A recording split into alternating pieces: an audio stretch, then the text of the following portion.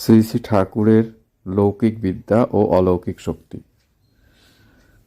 দূরদর্শন, দূরশ্রবণ এবং ভাববিজ্ঞান শক্তির অধিকারী ঠাকুর ছিলেন। এ সম্পর্কে ঠাকুর বললেন, বড় বড় সাধুরা এসব প্রকাশ করতে চান না, কিন্তু কখনো কখনো আপনি প্রকাশিত হয়ে পড়ে, আর এটা সাধুদের লক্ষণ।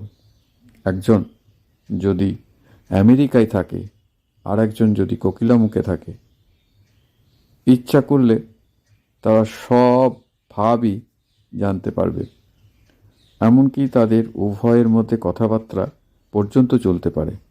এটা প্রায় সাধুদের আছে, অবশ্য যারা সাধু।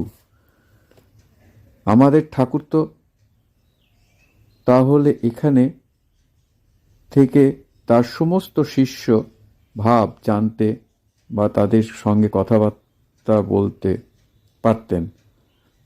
প্রজ্ঞানন্দ মহারাজ এই প্রশ্নের উত্তর ঠাকুরে বললেন, হ্যাঁ, তা পারেন।